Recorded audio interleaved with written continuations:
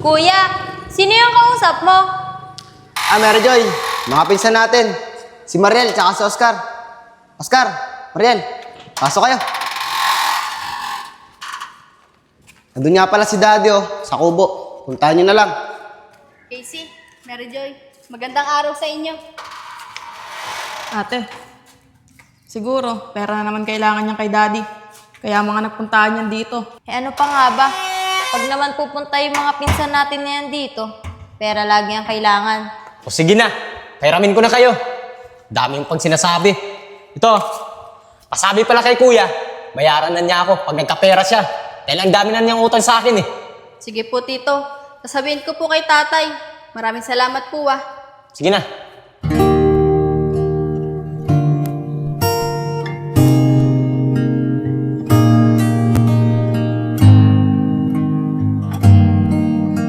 Ate, magsalang ka na ng sinaing dyan. Inaayos ko lang yung benda ng paa ni tatay. Sige, Oscar. Saglit lang. Matatapos na ako dito. Sige ate.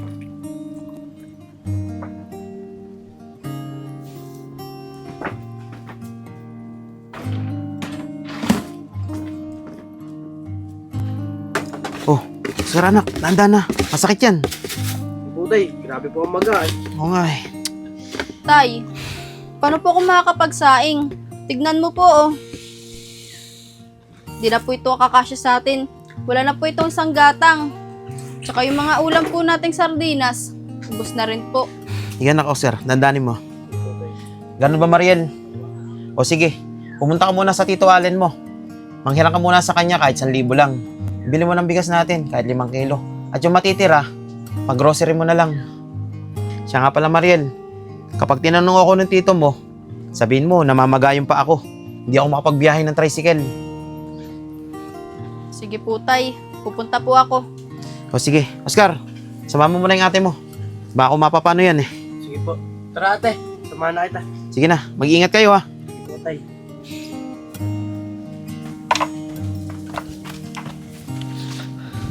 Ate, huwag na kaya tayo manghiram kay Tito. Sa ibang tao na lang. Alam mo naman yung mga pinsan natin eh. Pag nakikita tayo, ang iinit lagi ng ulo. Wala naman tayong ibang mahihiraman kundi kila Tito lang. Tsaka hayaan mo sila. Wag mo na lang pansinin. Tara na. Sige ate.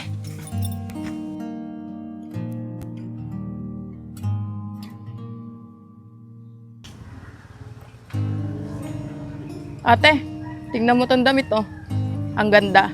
Bagay yata sa akin to Pati nga, Casey. Ito ate Ay, oo nga. Ang ganda. Bagay sa'yo yan. Ano pang iniintay mo? Orderin mo na. Eh ate, kabibigay lang sa akin ni tatay ng pera eh. Baka pagalitan ako nun. Hindi magagalit yon.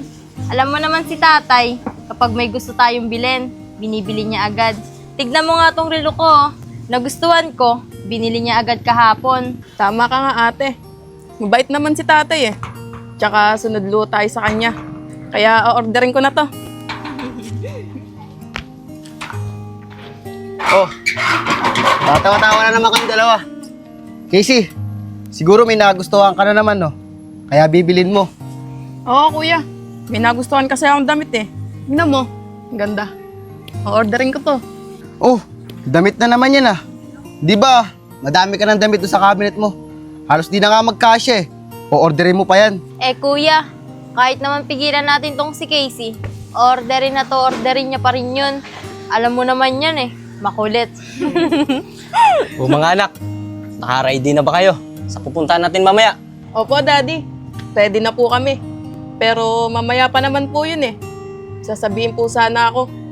Gusto ko po umorder ng damit. Kaso po, kulang yung pera ko. Casey, alam ko yan. Damit na naman yan O daddy, paano mo naman nalaman?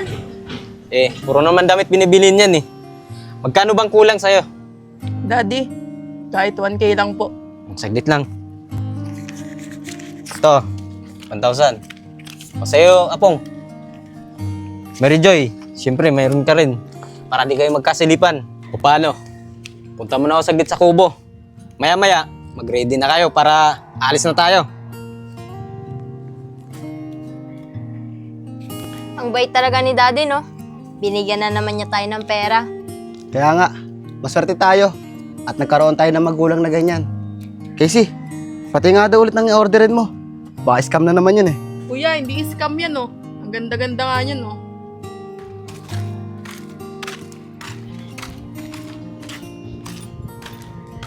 Ate, hindi na ako sasama sa bahay ni Tito. Ikaw na lang pumasok. Hintayin na lang kita dito sa labas. Hindi mo ba narinig yung sinabi ni tatay? Ang sabi niya, samahan mo ko. Tapos, antay mo lang ako dito sa labas. Tara na, napakarte mo naman. Lapitan ng bahay nila, Tito. Oh. Ate, Tara na, para kang bata. Ang arte-arte mo. ate. Sabi ko naman sa'yo eh.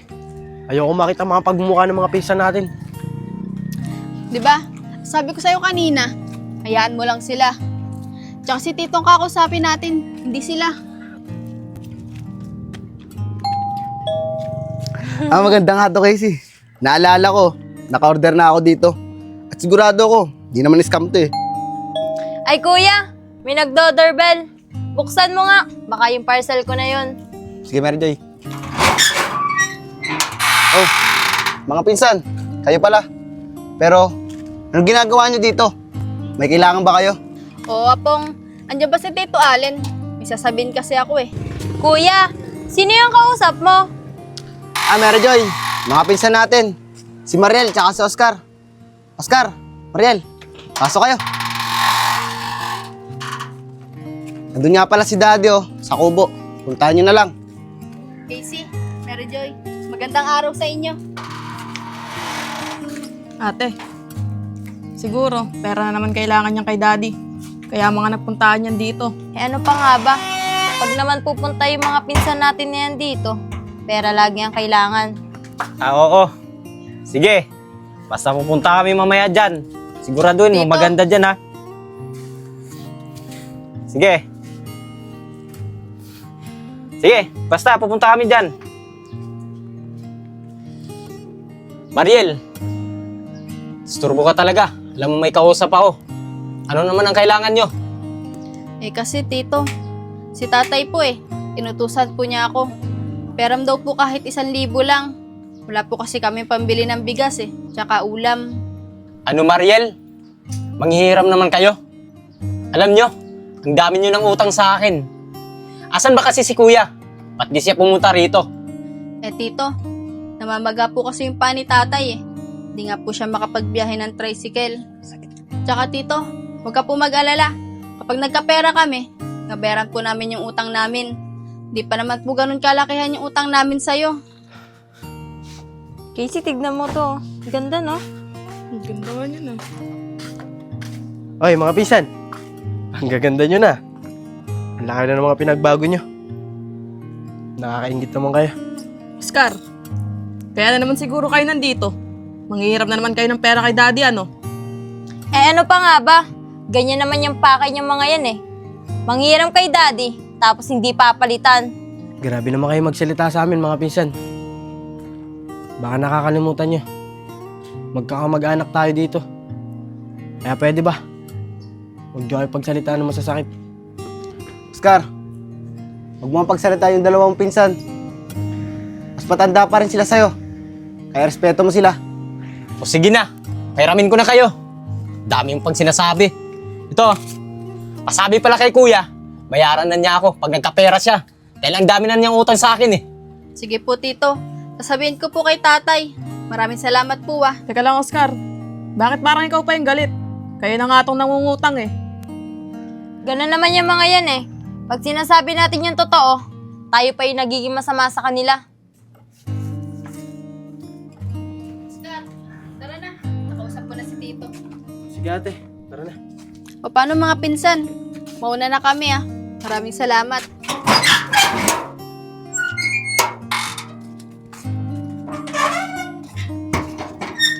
Kuya, Casey, di ko alam kay Daddy eh.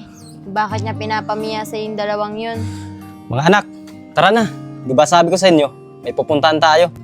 Daddy, pera na naman ba yung sinadya sa'yo ng mga pinsan kong yun? O ano pa nga ba? Pero hayaan nyo na yun.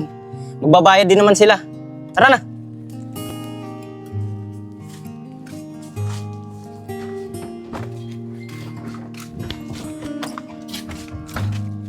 Oscar, okay na.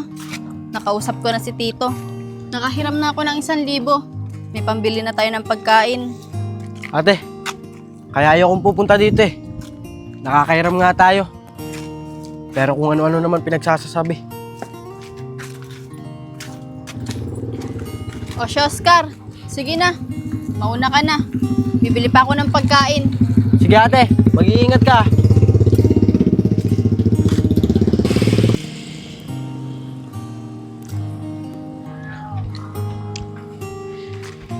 O, tol Oscar, saan ka galing? Jem, Papong, dito lang ako galing sa mga pinsan namin. Nangiram ako ng pera. Eh, kaya Scar, bakit malungkot ka? Kaya nga, hindi ka naman ganyan dati. Sa ting nakikita mo kami, lagi kang nakatawa. Paano ba naman?